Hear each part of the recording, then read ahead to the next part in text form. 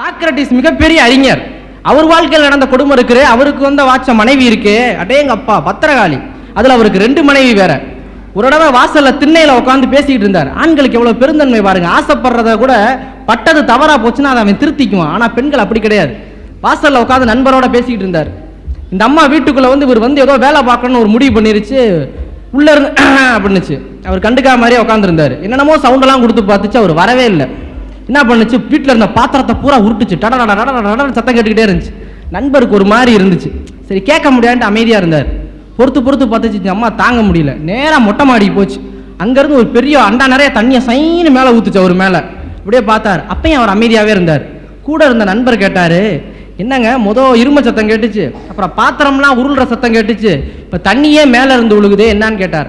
Socrates ரொம்ப அமைதியா சொன்னாரு, இதெல்லாம் வாழ்க்கை நடைமுறைப்பா. இடி இடிச்சிச்சு, அப்புறம் மழை பெய்யுது.